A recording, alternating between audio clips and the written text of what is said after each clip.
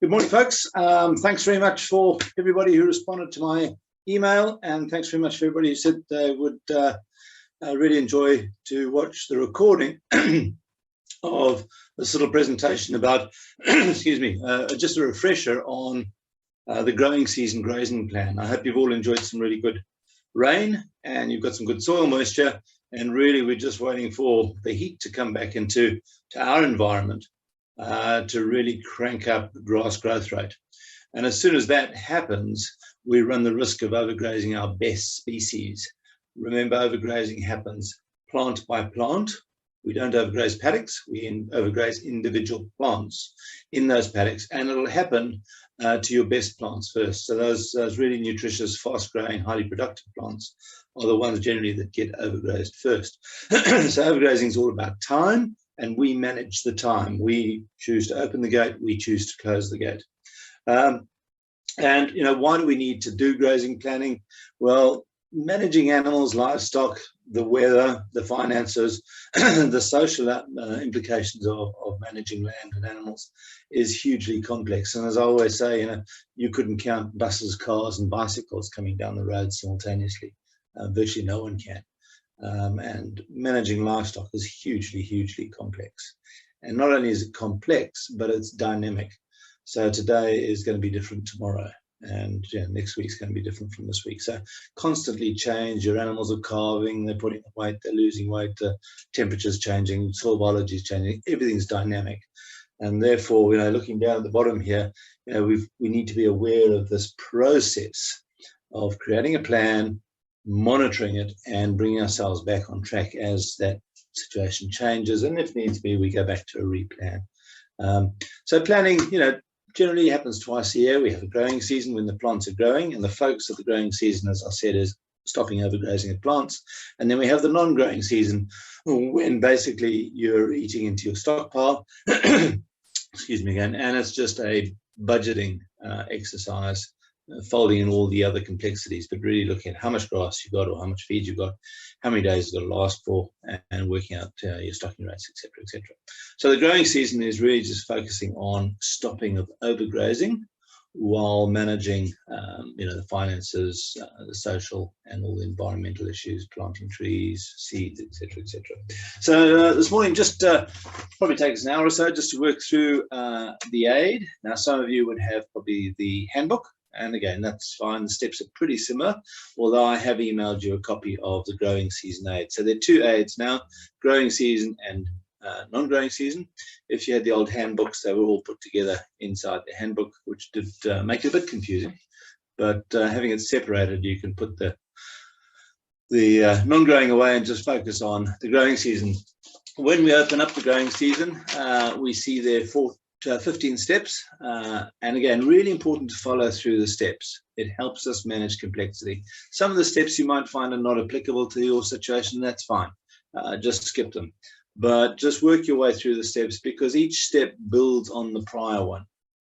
Okay, so a lot of people say, oh yeah, I know what I'm doing. They charge and start filling out the chart, and then realize they've missed a step and they have to go back and redo things. So work your way through the steps, and that's what I thought we'd do today, is just work our way through the steps using the grazing chart, and have a few discussions along the way about things I've picked up and learned that aren't part of the aid, but are your experiences.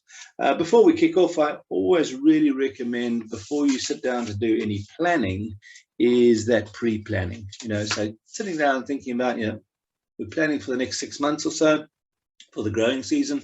What's going to be happening? Are you going away on holidays? Are you putting in some new infrastructure, new fences, new yards? Are you putting in some cover crops? Are you planting some trees? Do you have any problems in terms of pests, parasites, etc., weeds? And I really encourage people to just take a bit of time, take the four-wheeler, take the quad, take the ute, and just drive around your paddocks, and just park in a paddock and sit for a few minutes with a pen and paper and ask yourself, what does this paddock need? Is there a weed issue? Is there a bare ground issue? Does it need more trees for shade, diversity? Is the trough leaking? Do we need to fill up around the trough? Are there some fences that need repairing, gates that need changing? Do you have problems getting animals in and out of particular paddocks? And maybe you do need to put in a new gate or change where the gate is. So if you can get all these factors, and it's really valuable time, just because often you don't think of those things when you're sitting in the office trying to do the planning. But if you're out in the paddock just sitting quietly, and if you're part of a team, really encouraged to make it a team event. Because often what happens is, your son, your daughter, your partner, or your assistant is out there moving the cows, and they observe things in individual paddocks and often don't communicate them to you. But if you're actually all in the ute sitting in the paddock saying, right, what do we need to do here? That's when that communication happens, and you can make a note of it and put it in your planning so it comes to fruition. So that pre-planning is really, really important, and I encourage you to get out in the paddock and sit quietly with a paper and pencil and make a note of all those things that being in the paddock will trigger in terms of we're using animals as a tool, and we're planning not just for the animals, but for the environment and for the social at the same time. So it's really holistic. So as I said, grazing charts, fantastic tool, not only for communication, because you can all sit around it and discuss, but also creativity. For me, when I'm punching things in on the computer, it's all logic. It's 1, 2, 3, ABC. But when you're sitting around a piece of paper, often, with a pencil in your hand or inside your mouth saying, what if? What happens if we did that? Or maybe we could change this. To me, that's when creativity and paper and pencil really stimulate creativity, where often computers push you more into the logical side, and I've got to do ABC or push in this button or that button. So, think about the paper. Computers are fantastic. I'll share a bit of computer stuff with you at the end here, which you've seen before. It saves you all the hassle and the legwork. The maths isn't difficult. The formulas aren't hard, but they're very laborious, and that's where the computer really comes into its own, is making sure you don't have to do the same sums over and over again. So, as I said, we'll be going through the aid, and the first step there on page 1 is set up your grazing chart. Now, I'm going to be flicking between this camera and my desk camera, so if you'll just bear with me as we do that, let's go across to a grazing chart. Fantastic, that's working. So again, you'll all be familiar with the grazing chart. And again, the origins of holistic planned grazing is the British military. So this process has gone through hundreds of years of testing and rigor. And so, even the simple little things like in step 1, where it says, set up your grazing chart, put in the year, so don't skip that, put it in. From my own experience, a number of times I've taken my charts down and been working on them on the table, and then time comes to put them back into sequence. And if you haven't put that date there, it's really difficult to do it. Or a whirlwind comes through the house, all your charts end up on the floor, and it's really difficult to put them back into the sequence unless you've put that year value in there. Next up, the season. So we're dealing with the growing season. As I said, generally we work with a growing season and a non-growing season. Now, again, in some areas in Australia, for instance, Byron Bay, they probably don't have a non-growing season, and that's quite fine. Other areas that I work with, like Namibia, guy I work with in Namibia had 11 mils of rain last year, and literally he only has maybe a month of growing season, and then 11.5 months of really dry non-growing period. So this process will work wherever you are. You put in the parameters and it'll help you work out an outcome. Okay, I've shortened this chart a bit just so you can see it on the camera, but the next thing to fill up the top is the grazing unit. And for this little exercise, which I'm going to dream up out of my head, let's just call it the whole farm. If you were planning and you had let's say split your farm into 2, and one side you had sheep and one side you had cows, and they operated independently of each other, then you'd need 2 charts. If you're running your sheep and cattle together or following each other, then you only need 1 grazing chart, 1 grazing plan. Okay, so the year, the growing season, and the area of land that you're planning for, and then let's look at the months. So we're almost heading towards the end of October. So let's start off with November for this little makeup scenario. And again, don't be limited by the space on the sheets. You know, some areas might be planning through until June or July. If that's the case, just cut and paste, and you can add, glue an extra couple of columns on there. So when you look at the months, you'll notice there are 31 individual columns there representing each day.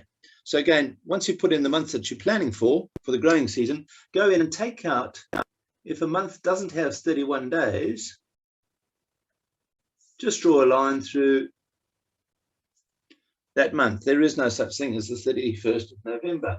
December's all right, January's all right. February, let's assume it's got 28 days for this planning period.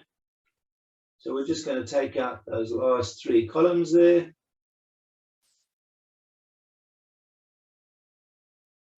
And March, January, and December all have 31, so they're okay. Now, just a quick one again.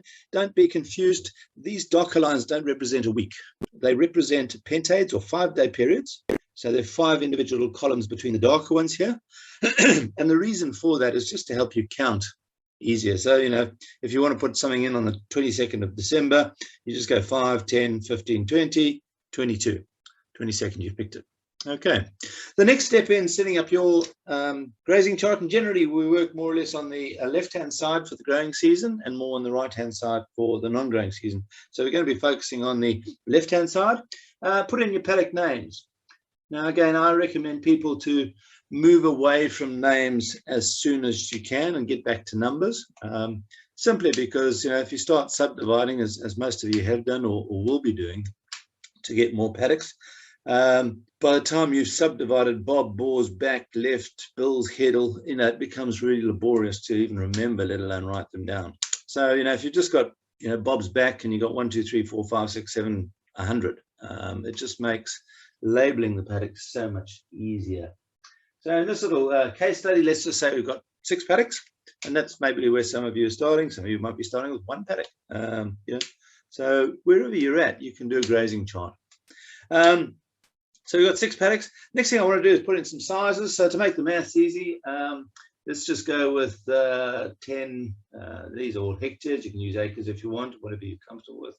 Then let's have a couple of big paddocks. Okay, so that's 50, that's 130 hectares that we're going to be planning the grazing for on this little make-believe property here. Okay, so there's your chart all set up, ready to go. And let's move on to our next step in the grazing aid. So over the page we go. Step 2, note management concerns affecting the whole cell. Okay, so here we're looking at big picture items that are going to affect the whole grazing plan. No matter where your animals are, no matter where you are, these things are going to happen. So let's get them in now. Any holistic planning process starts big picture and works down to the thing you have most control over, you know, which generally is where the animals are on a particular day. So following that guideline, here we are looking big picture items. So, you know, these are the kind of things like, you know, calving, joining, kidding, public holidays, market days, you know, so things that are going to happen regardless of where the animals are or where you are. So the first thing I'm going to put in for our little case study, and again, use colors so you can identify and pick up. I'm going to suggest we're just about finishing calving, and so let's say we've got 15 days of calving left, half a month. Okay. And don't forget down the bottom in this remarks area, use it as a key. So you can go back in years to come and reference these charts to see what you did in which paddock at what time and often why you're doing things. So calving, we're halfway through. So if we're calving at that time, the next logical spot is to look at joining. And I'm going to do my joining in red. And let's say on this farm, or if we're calving, then we need to be joining January, February, I believe. Okay, and again, down in your remarks, just get that legend going. Okay, so there's the plan. We've got our joining in. Other big picture items you might want to put in, you know, if public holidays. So here we've got Christmas, so 5, 10, 15, 20, 25. So here's Christmas.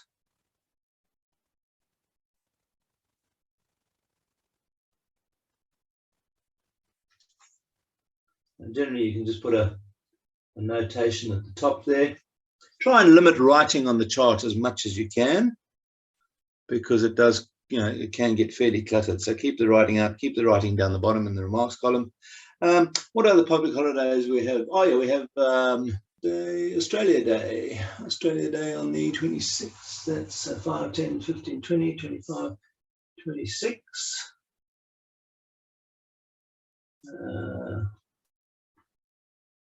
We've got Easter. Now Easter's in April, so it's off this chart, but it might come in on your charts. You know, don't forget those social things. You might have a wedding anniversary. You know, I always used to forget mine until I started putting on the grazing chart. You know, it may not affect your management, but the likelihood it probably will. You know, you'll want to celebrate, you'll want extra time. You certainly probably wouldn't want to be, you know, in the yards mucking around castrating or something like that on your wedding anniversary. So again, just pen it in. You might have some birthdays that you want to celebrate, going down to the beach or something.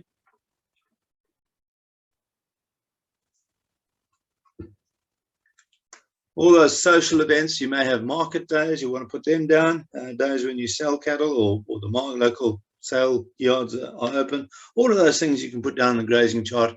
And these are big picture items. They're going to happen regardless of where you are or where their stock are. You might have other things like parasite loads. So if you know your parasite loads are going to get really high in December and you want the stock near the yards, you know, you could probably just shade out an area like this and say, right, in December, we need to do a wormer. And, you know, whether you use organic stuff or, you know, chemicals, that's your choice.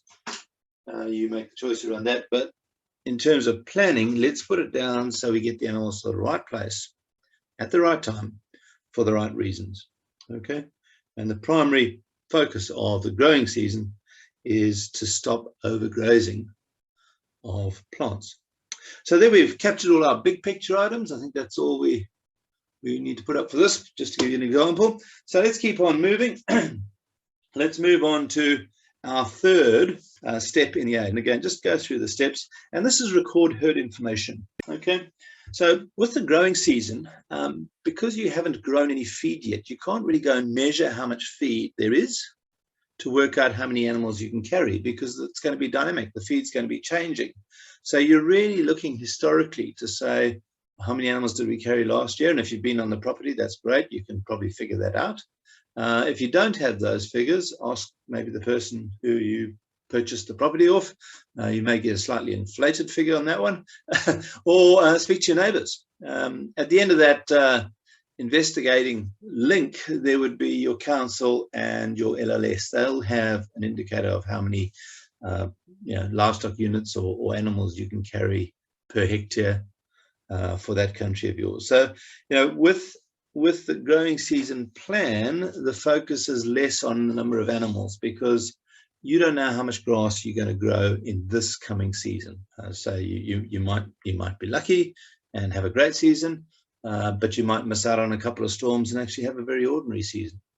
So, you know, we're going to be monitoring that, but you can't use measuring feed out in the paddock as a gauge to how many animals you can carry, because you haven't grown it yet.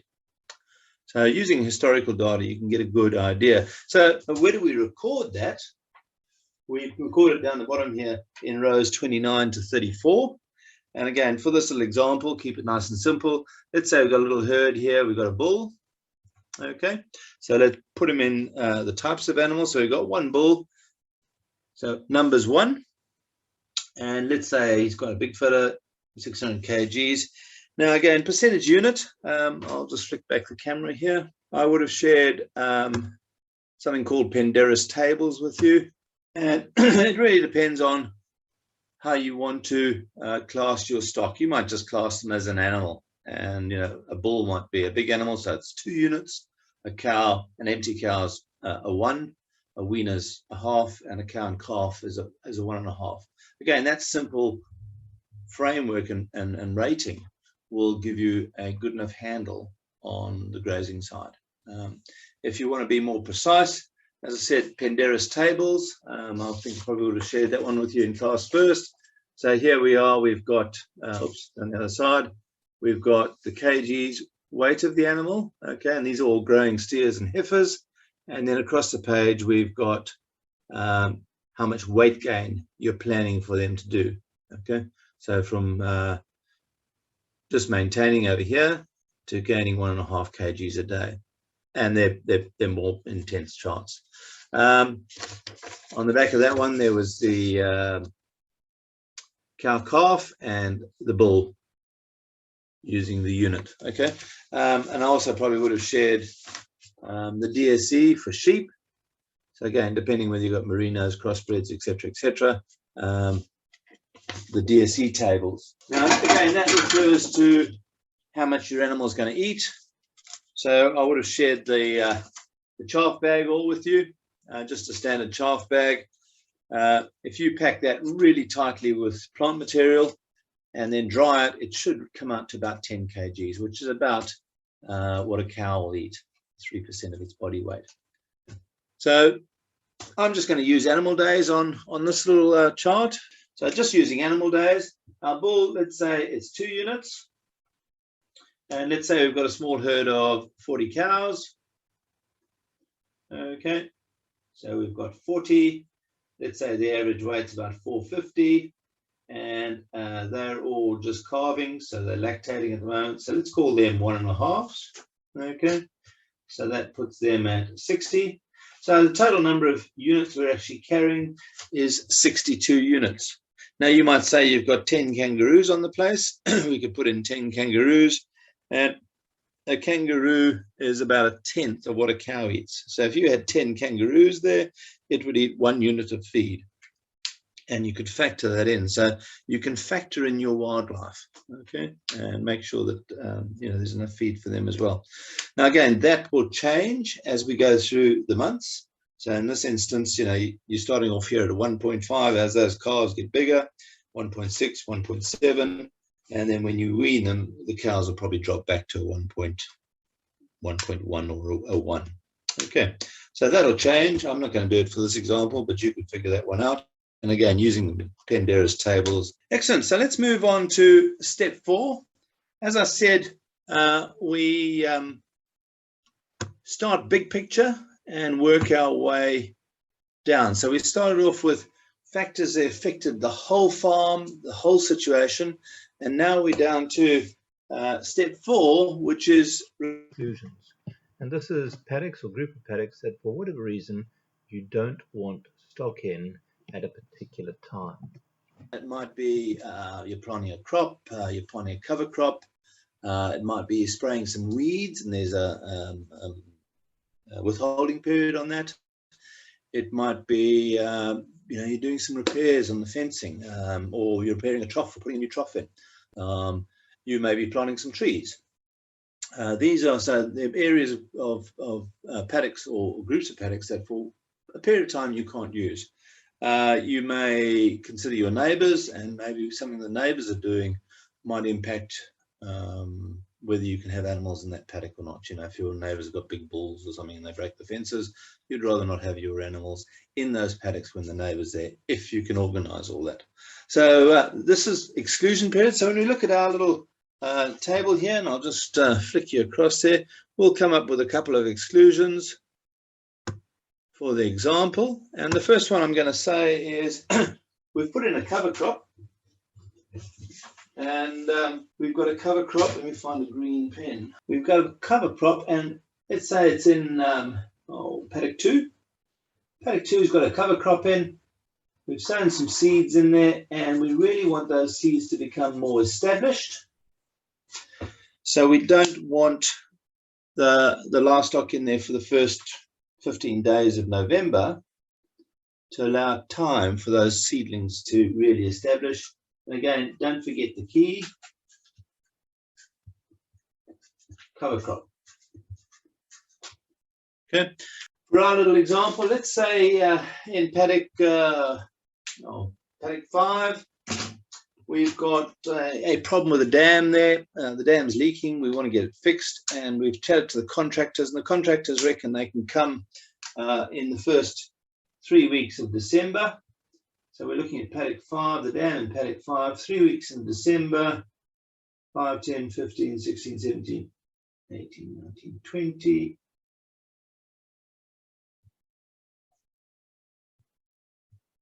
And they're going to be fixing the dam, which means we certainly don't want stock in there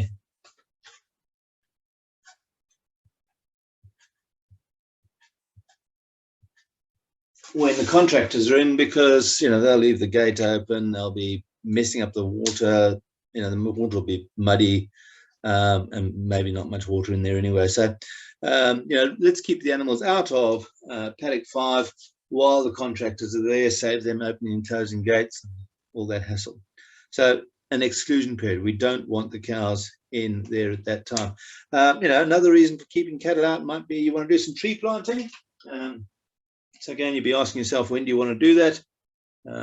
Some people suggest, the equinox. So if we looked at the autumn equinox, which is sort of middle of March, and again, some people focus on the full moon period for planting. So if we said to ourselves, well, that full moon, the equinox looks March, and we're going to be planting some trees in paddock 1, we certainly don't want stock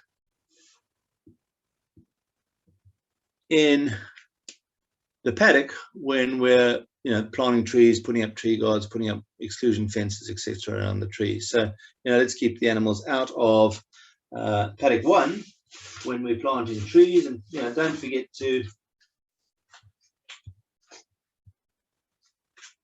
put that little key down the bottom.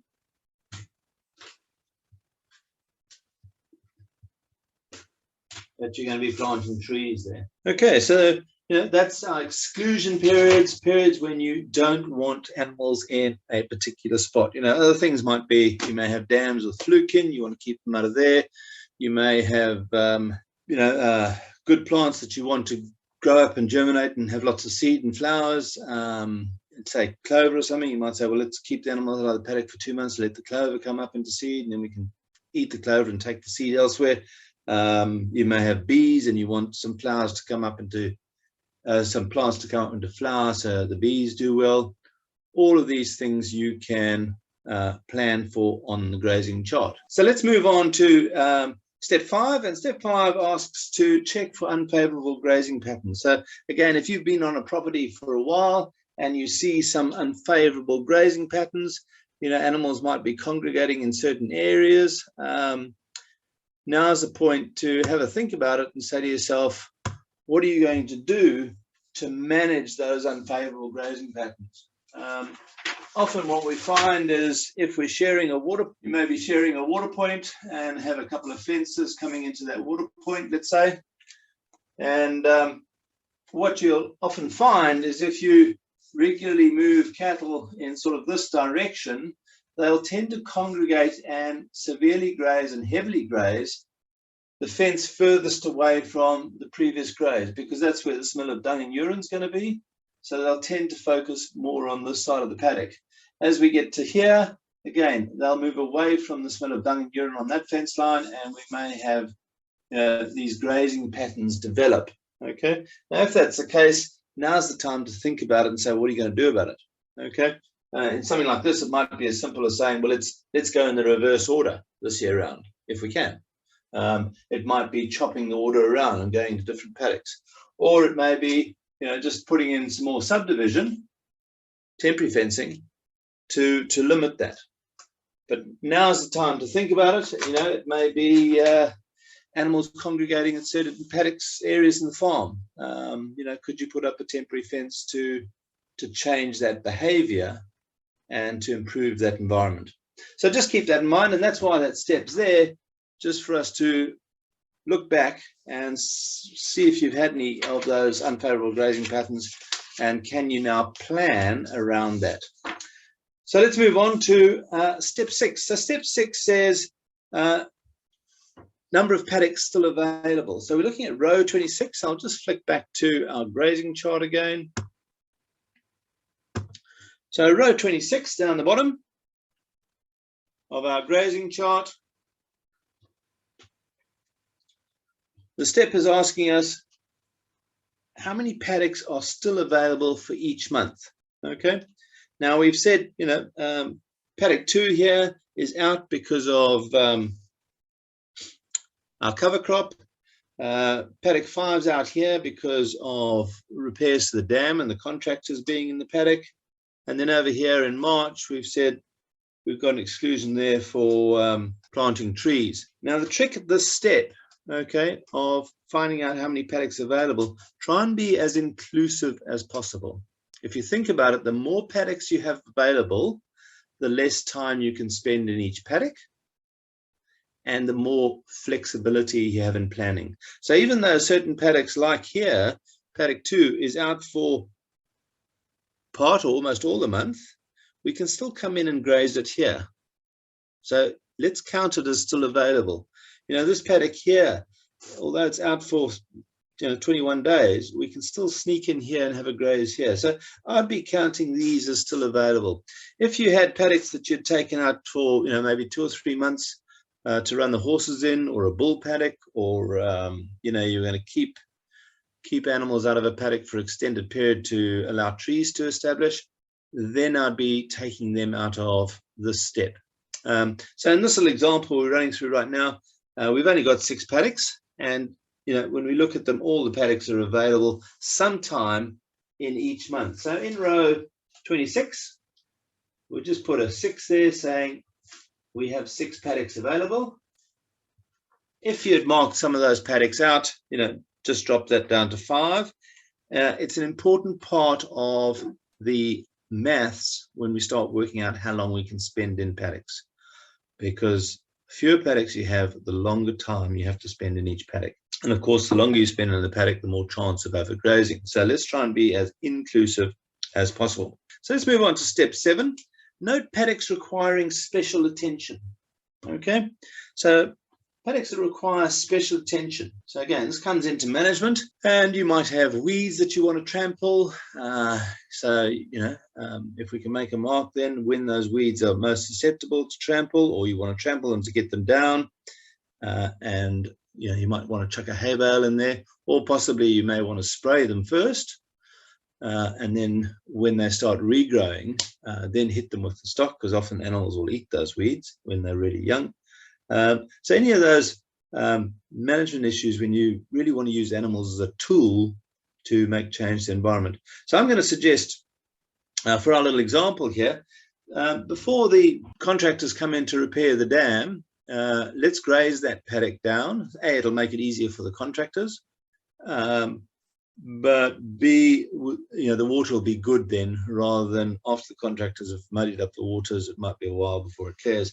So when you want to mark inclusion periods, just do it lightly in pencil, and that just indicates that's when we want the stock in the paddock, sometime before the contractors arrive. I might also suggest that before we plant the trees, we'd like to put the stock in to paddock 1 to graze it down, to fertilize it, to get all that going before we go in and fence off a tree lane, plant trees, etc., etc. So I'm going to suggest again, let's put a bit of shading there to highlight the fact we actually want the animals in that paddock around about that time. Okay. You might be saying to yourself, well, those cover crops, probably that's going to be a really good paddock around about Christmas time. So we can put them in there and we can have a good time away or something at Christmas time. So that'll be when the cover crops are probably at their peak. So let's shade in an area here when we'd like to graze the cover crops, if it all works out. So this step, really focus on each paddock, and is there something you want done in that paddock that the animals can possibly help with or do the job for you? Okay, a little bit of animal impact, bunching the animals, using hay bales to stimulate and get soil covered and get soil stimulated, all of those things. This is the step we do that planning. Keep on going with the aid, and again, just remember, it's a step-by-step process. Humans are really good at step-by-step stuff. Complexity drives us nuts. Okay, so over the page, step 8, rate paddock productivity. And again, this is where people tend to get confused. More than that, they tend to get worried that what happens if they get it wrong? You know, and if they get rating the paddock wrong, it's going to be a disaster. Honestly, not. You know, if you're managing holistically and you're following this process, we can create a plan, and as long as you're monitoring, no big disaster will come. You know, so even if you're not sure about your paddock productivity, just have a stab of it. And unlike with the growing non-growing season, the non-growing season, you actually go out and you measure how much feed, how much feed is in the paddock. For the growing season, you can't do that because you haven't grown it yet, or if you have grown a bit of it, it's going to change tomorrow, next week, so it's dynamic, it's constantly changing. So you can't actually go out there and measure how much feed's in the paddock for the growing season. Okay, if you have past records and you know exactly how much that paddock produced last year compared to all the other paddocks, or for the last 3 years compared to all the other paddocks, fantastic. You know, that's the most accurate figures you could have. But failing that, really just ranking your paddocks out of 10 will give you a great start. And most people, even if they've just bought a property, if they go around their paddocks, they could say, well, I think that's the best one. And when you make that judgment, remember it's size and quality. So we're folding those two things in together. You know, if I said to you, which of your paddocks could you keep your herd in for the longest? Okay, in your mind, you're thinking size and quality together. So if I said to you, you know, which is your best paddock, give it a 10. And then ask yourself, you know, which is my next best paddock, size and quality together? And you might say, well, yep, I know which one that is. Is it 90% as good?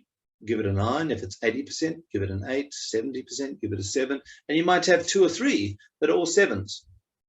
So you're not ranking them 10, 9, 8, 5, you know, you're actually ranking them in relation to each other.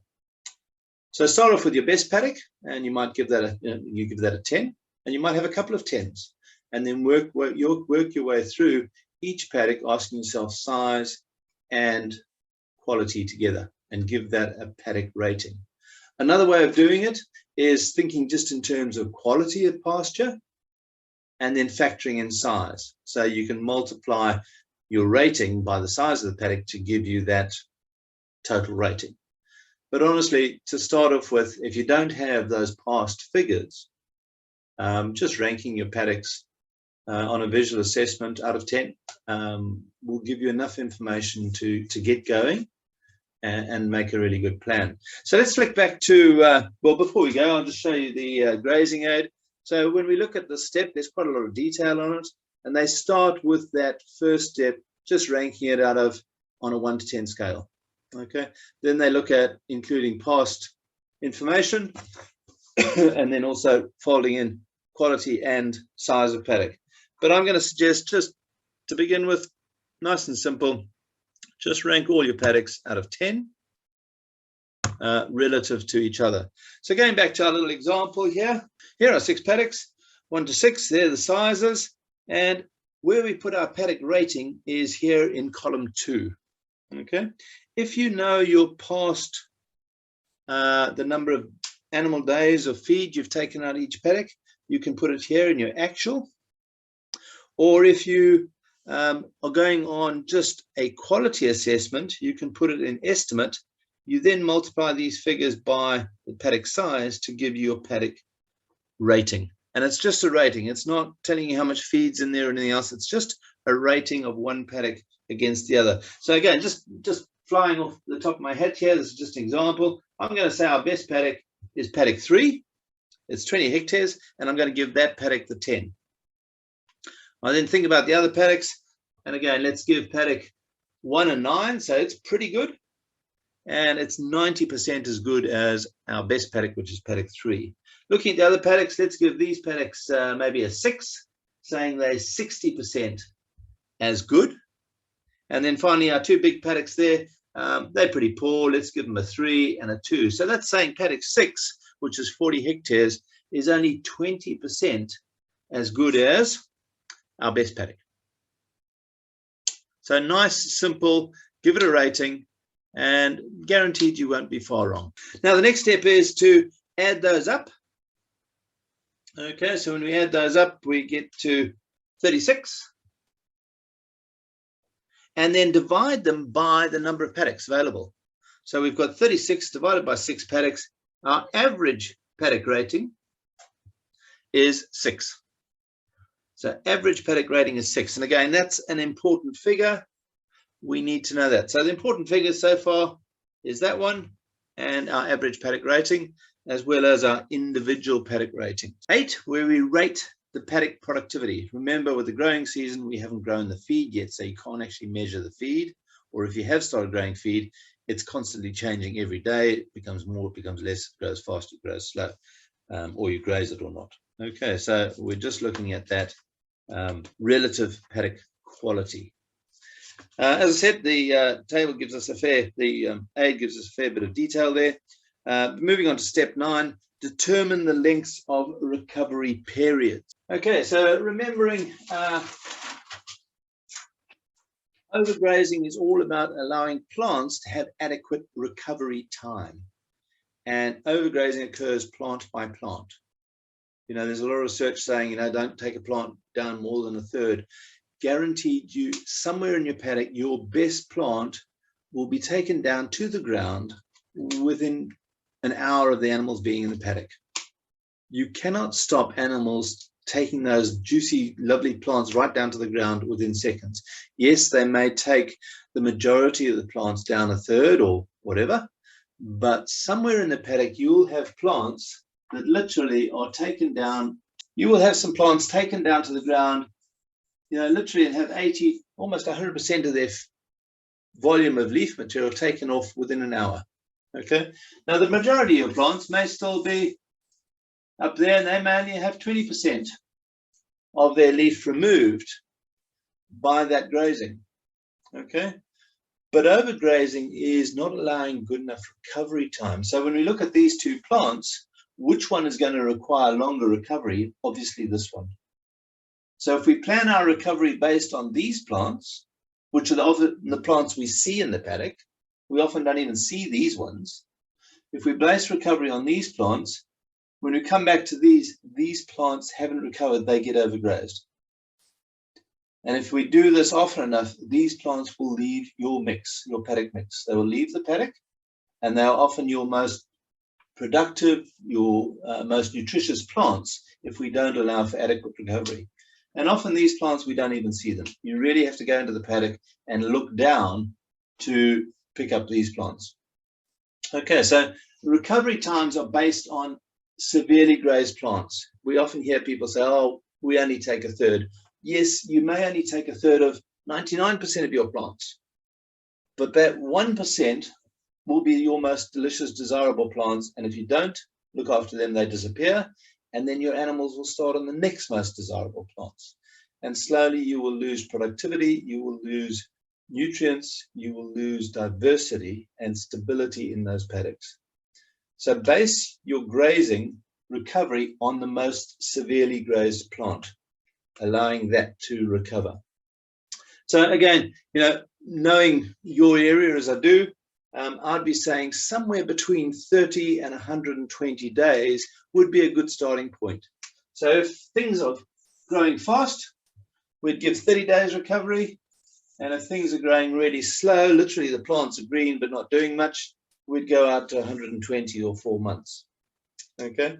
Now, what determines recovery period? What determines how quickly a plant grows back after being defoliated, slashed, grazed, pulled? You know, its temperature, its humidity, its intensity of sunlight, its daylight hours, its type of plant, its soil biology, its nutrition. It's such a huge array of factors that, you know, we just can't really work it out. Okay, so the best method is observation, you know, and you'll know when your plants are going like clappers. For me, one of the best indicators that you should be moving fast is if you're having to mow your lawn every week. If you're mowing your lawn every week and you're thinking, geez, oh, maybe I should be mowing it every twice a week, that means your plants in the paddock are growing really, really fast. If you can't remember the last time you mowed your lawn, that means your plants are growing really, really slowly. Okay. But the best way I know out in the paddock is exclusion cages. So using just a cage, plants inside, plants outside. The plants outside get grazed and the plants inside don't get grazed. By the time you come back to that paddock, the volume of the two plants should again be the same. And that means the energies come back into the paddock.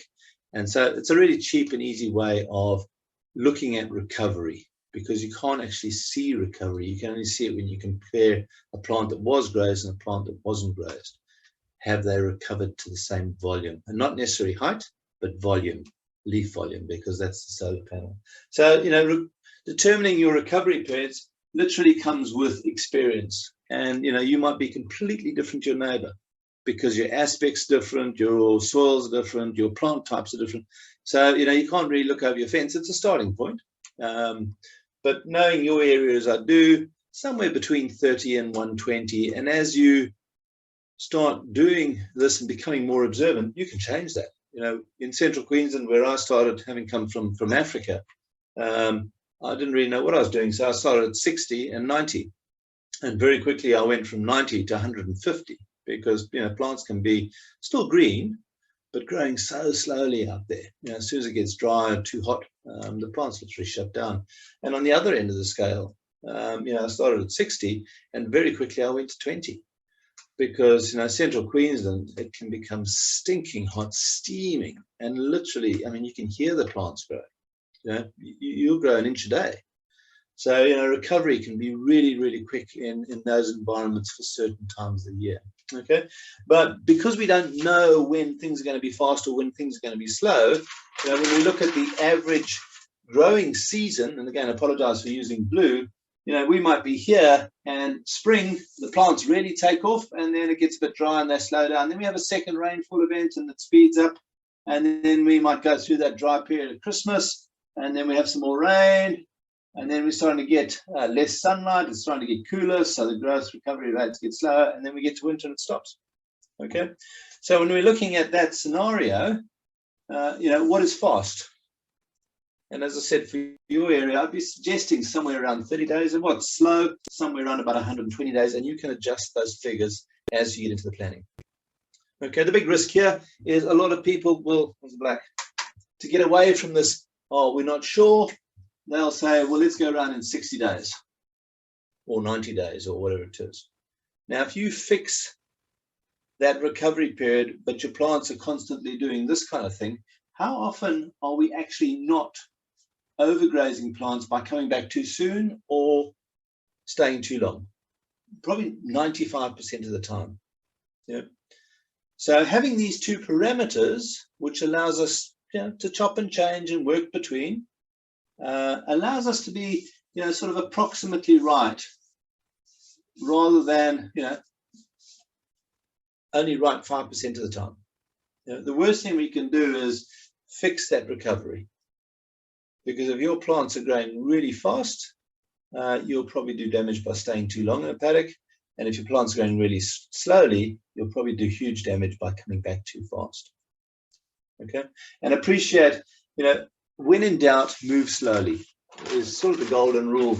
So if we had 4 paddocks like that and you weren't sure about recovery and we kept our animals in this paddock a week longer or a month longer, yes, we may overgraze our best plants in that paddock, but every other plant in every other paddock on the whole farm gets adequate recovery if you move too slowly. Okay. If you move too fast, on the other hand, we move into here before those plants have recovered, we overgraze. We're moving fast, so we move into here before those plants have recovered, we overgraze. So if we move too fast, we overgraze all plants in all paddocks.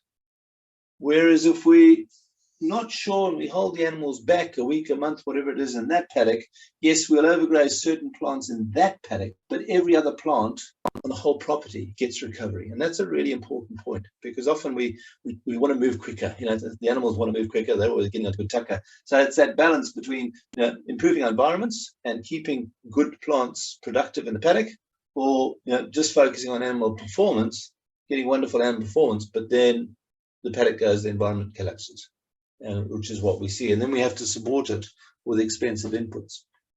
So for this little example, I'll just flick back to the grazing chart again.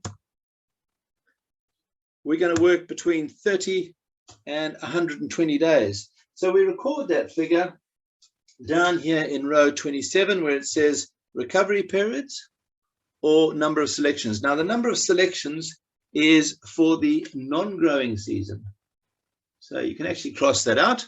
And let's just focus on our recovery periods. Now, our recovery periods, we've said somewhere between 30 days and 120. Now, that is the same for the whole of the growing season. Some folks try and simplify things again, and they say, well, we think growth will be fast here in spring, so here we'll work on 30, and then we might go to 60, and then we might go to 90, and then we're out at 120. Now, spring like the current one, where we've got moisture, but it's still pretty cool. If you base it on 30 days, you're probably doing damage. Okay, whereas out here, you might get a February, it's been a bit dry, you get really good conditions in February, it might be really fast again. And if you base it on 120 days, again, you're going to be doing damage and not getting the best performance for your animals.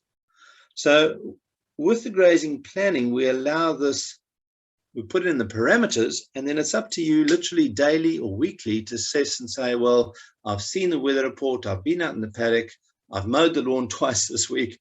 I know the plants are growing quickly. Let's move fast. Or you might say to yourself, hell, it's been ages since we've had rain. It's getting cool. Let's move slowly. And you can literally do that day by day or week by week and try and keep yourself on track. Okay, so these parameters are set for the whole planning period, because we don't know when things are going to get fast. We don't know when things are going to slow down. So those are our recovery periods. And that's step 9 in the aid. We'll go over the page. And now we step into a bit of the maths. Okay, so step 10, calculate the average graze periods.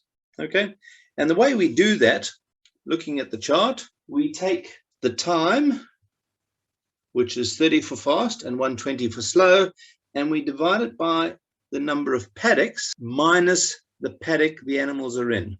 Okay, so we take our time divided by the number of paddocks minus 1. And the reason for taking the 1 out is because the paddock the animals are in, the plants are not actually recovering, they're getting grazed. So let's take that 1 out, and let's click you back to the screen quickly, and we'll work that 1 out. So we're looking at our average graze period. Average graze period, time divided by number of paddocks, and for the growing season, subtract the paddock they're in, because that is not actually recovering. Those plants are getting eaten. So in this case, we've got 6 paddocks. The animals will be in 1 paddock. The plants in the other 5 paddocks are recovering. Okay, so for time, for fast, we've got 30 days divided by 6 paddocks minus 1. And for slow, we've got 120 days divided by 6 paddocks minus 1, 24 days. So that's what we call our average graze period. If all your paddocks were exactly the same size and quality, and some people are fortunate, they have those kind of paddocks. If all your animal paddocks were exactly the same size, if you spent 6 days in each paddock, you'd give your plants 30 days recovery. If things slowed down, you'd then start spending 24 days in each paddock, and every plant on the farm would get 120 days of recovery. Okay, so for the growing season, really important to remember that minus 1. But really simple formula, okay? Your average graze period is your time divided by the number of paddocks you've got minus the 1 paddock. Okay, and we record that in row 28 of the chart. Average graze period, minimum and maximum. So for 30 days, our average was 6. And for 120 days, 24. Now this hasn't changed, so this row won't change either. If the number of paddocks had changed, yes, we would have to rework out and get a new average graze period. But for this simple example, and for most of us, that's not going to change. So we now have our average graze period. So if we wanted to go really, if the plants were growing really fast, we'd spend 6 days on average in each paddock. And if it was growing really slow, we'd spend 24 days on average in each paddock. Okay. Now comes the next bit of maths, which is factoring in that our paddocks aren't all equal. Our paddocks are different sizes and different qualities. And from that, we've given them a rating.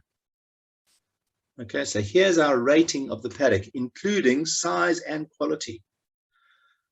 So to convert this average graze period to an actual graze period, what we do is we multiply the paddock rating by the average graze period for fast and slow, and then we divide it by the average paddock rating to give us an actual graze period for each paddock. You can follow me there. So let's have a look at paddock 1. In our little example, paddock 1 was 10 hectares, and we gave it a ranking of, so this will be for fast, we gave it a ranking of 9. Okay, so it's a pretty good paddock. We multiply that by, for fast, the average graze period was 6, and we divide it by the average paddock rating, which we put in that little box at the bottom of column 2 down here, which in this example was 6. Okay, so 9 by 6 divided by 6 will give us days. So having factored in that paddock 1 is actually a good quality paddock, we gave it a ranking of 9. Having factored in the 9, instead of spending 6 days in paddock 1, we can now spend 9 days in paddock 1 because it's of a higher ranking, and we'll spend less days in the paddocks of lower ranking. So what we're doing now is factoring in that ranking. Now we might look at slow. Okay, so for slow, paddock ranking stays the same, but we use the 24 because we're now working on slow, and we divide that by 6, which gives us 36 days. So if the plants are growing really, really slowly in paddock 1, we'll be in there for 36 days. Let's have a look at our paddock 2 for our little example. Okay, so paddock 2 for fast, our rating for paddock 2 was a 6, so it's only 60% as good as our best.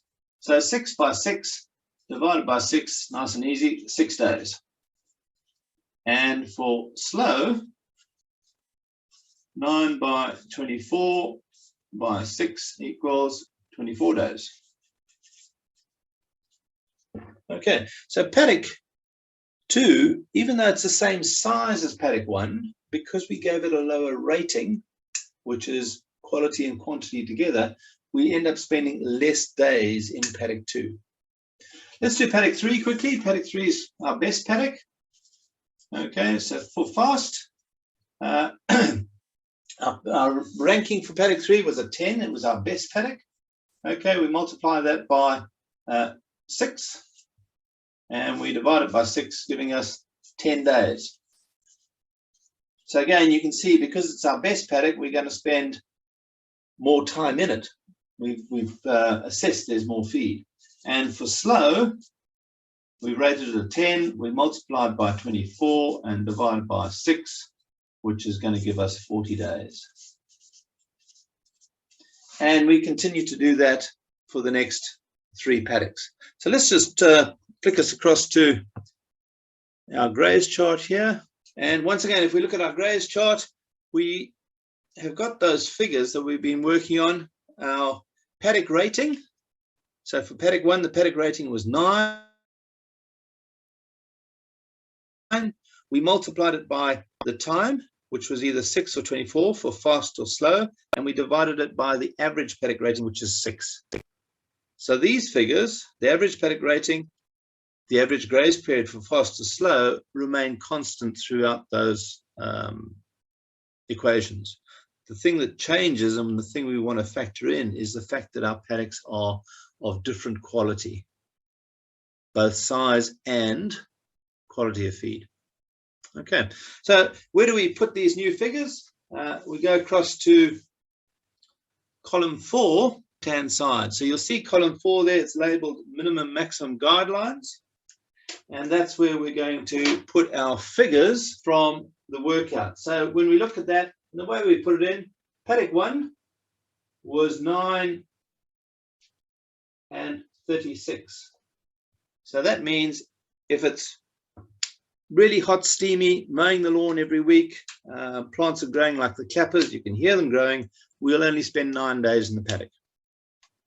If things are really slow, the plants are still green, but not really growing, we'll spend 36 days in the paddock. And we do the same maths right the way through. So our best paddock, we might spend 10 days and 40 days. And then our poorer paddocks, even though they're quite big, going down to paddock 6, we're only going to spend 2 days and 8 days in it. Even though it's a big paddock, we've rated it. Its feed quality is really poor. So those are now your guidelines for doing the planning. We've put in all the factors. We've put in that we're planting trees, we're digging out dams, we're putting in cover crops, we've put in birthdays, wedding anniversaries, public holidays, marketing days. You know, we've put all that in, and now we come to actually planning the grazing. So here we are at step 12. Put in the actual graze periods. Okay, so normally what we do is we look for a factor and we plan backwards from that factor. I'm going to suggest we're going to come straight in here. We want to graze paddock 5 before the contractors come in to do repairs on the dam. We'll plan by going into paddock 5 first. Now the trick is, when we're doing the planning initially, plan at your slow. Remember, we do less damage by moving our animals slowly. So plan for slow, and then, you know, just monitor. And if you think, whoops, the weather report says it's going to get hot and sticky and we've had rain, or I'm suddenly seeing the lawn growing like the clappers, then change it and move fast. But to begin with, in the planning stage, let's plan for the slow. So here we are, paddock 5, we want to graze it for the dams. And at slow, it says we should be in there for 12 days. So here we go in on this day, 5, 10, 12. Fantastic. So the animals are in there for the right amount of time, for the right animal performance. We're going to allow for the right recovery, for plant performance, biology and environmental enhancement. And also, they're going to be in there doing a good job to get that paddock ready for the contractors to come in and repair the dam. Okay. Now, again, you'd be using, if this was your place, you'd be using your farm map to see how easy it is to move between paddocks, because obviously you don't want to be moving animals right across the farm, which takes your time, stresses the animals out, and it's wasted time. You know, so if you can plan to have animals moving from one paddock to the next, fantastic. I'm just going to assume for this little example, animals can move everywhere and it's pretty easy. On your farm, that might not be the case. You'd have to factor that in, but the grazing chart would allow you to manage that complexity. So in this instance, I'm going to say, let's go from paddock 5 and let's go into paddock 3. So we look across here to this side of the page. Paddock 3, we should be in for 40 days. Okay, at the slow. So here we go. Here we've got 3 days there, 13, 23, 33, 38, 39, 40. And there we are. We finish up there just before Christmas. Okay. Now, again, we look here and we said we wanted to be grazing our cover crops around about Christmas. So, you know, the cattle will be happy. We don't have to go up in there and check them. They won't put any pressure on the fences, etc. So let's go from paddock 3 into our cover crops in paddock 2, right when we want them. And if we look across on the right-hand side, they're going to be in paddock 2 for 24 days. So there we've got 3. That's 9, 19, 24 days. Okay. And again, this little instance, we can move anywhere. So where we're going to go to from there, I don't want to go up into paddock 1 just yet, because I know we want to be in there grazing it down for tree planting. So let's go back down here somewhere, and we can go into paddock 4. Paddock 4, we're going to be in for 24 days. There's 10, 21, 22, 23, 24. And then we'll go down to paddock 6, which is our poorest paddock. We're only going to be there for 8 days. So there's 7, 8. And then we'll get back into paddock 1 for 36 days. 36 days. So there's the planning process at the slow. Now, somewhere in here, sure as hell, you're going to think, wow, it's growing really fast. Let's just rub that out and then plan for a week or two using your fast figures, using these figures here. Now, generally, that fast growth doesn't last that long. A week or two, and then you slowly start moving back to slow again. But the easiest way I've ever found to monitor that is putting out those little exclusion cages that'll give you that information. And the more cages you have out in the paddock, the quicker you get that information back. But, you know, just simple things like how often you mow the lawn are really good indicators of how quickly plants are growing. So that's it, really. That's the process. There are 3 more steps in the aid, which I'm not going to go into today. But, you know, if you can get to that level, and, you know, just looking at the chart we've developed there, what have we actually planned for? We've planned for the cover crops. We've planned for repairs to the dams. We've planned for Christmas.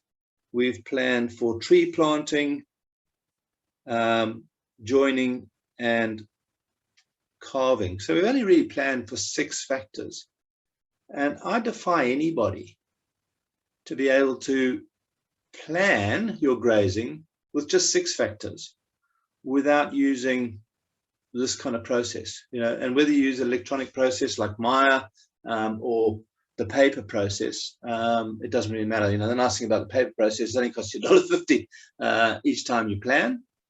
And to me, the paper is a really good communication tool. It allows you to sit down around a table with your partner, with your children, with your people who work for you, and actually be creative on a piece of paper. And as I said, it only costs $1.50. So, you know, it's a really good communication tool. But without this kind of tool, you know, we just can't do this kind of complex dynamic planning in our heads. It's impossible. You know, you just can't do it. So I really encourage you, if you haven't already started doing it, start like this. Start with something really as simple as we've done this morning, and you'll find the benefits are just so great. You'll start throwing more and more information at that grazing chart. I just wanted to share one more thing with you, which is that little electronic program I sent you. Bruce Ward developed it for us. I'll just share that with you because it takes out the legwork of having to do all the maths. Okay, folks, so here's that really simple little Excel program that I would have shared with you. If you've misplaced it, you want a copy, I'll certainly give it to you. It's really simple. You know, down the bottom here, we've got the growing season tab, we've got the non-growing season tab, we've got the non-growing using 1 to 10 assessment, and then there's some stocking rate adjustments, which basically uses the same format as we use on the chart, rows 29 to 30. But just looking at the growing season calculations, you know, put in your recovery rate for fast and slow. Please ignore the average. You know, don't plan at average because you're going to be wrong most of the time. Let's plan for those parameters for really fast, really slow. And as you develop a feeling for things, you'll be able to adjust those. And generally what I find is people move faster once they've got a handle on this process. They move faster when it's fast, and they slow down more when growth slows down. So generally that's what I find. But I think starting in your area, around about that 30 and 120, you won't be too far off, you know, from what I know about your area. But again, that's general. You might be on the wrong side of the hill, or the right side of the hill, or the right side of the river, or the wrong side of the river, or different sort ups. And so I'm just talking averages at this point. Put in your paddock numbers. or names. And again, recommendation to go to numbers as quickly as possible. Okay, and pop in the hectares of the paddocks and then your paddock rating. Okay, now the minute you pop in your paddock ratings, it'll work out and do all that maths for you, and there are your graze periods. So paddock 1 somewhere between 9 and 36, 6 and 24. So this just takes all that maths out. What I do then is print this little sheet off and I stick it on the grazing chart. And if anything changes, like let's say paddock 6, we lose paddock 6, we're going to plant paddock 6 to we're going to lock it up because it was fire damaged and we wanted to have a long recovery or something, and then all the other graze periods change as well. Great little tool, really easy and simple to use. If you have misplaced it or want to have a chat about it, please drop us an email and I'll get back to you. So folks, again, thanks very much for joining and listening to the recording. Please, if you have any questions, queries, don't hesitate to get hold of me. I just can't, from my own personal experience, using the grazing chart, recording rainfall on the chart, recording, when trees come into blossom, it becomes a great recording tool. But its principal use is to make sure your animals are at the right place at the right time for the right reasons. And it's a great communication tool. It's a great creativity tool. And let's face it, we need lots of creativity to get our environments functioning, get communities functioning again. So have a go, and I'm sure you'll find them to be really, really useful. Thanks, folks. Have a great day. Bye.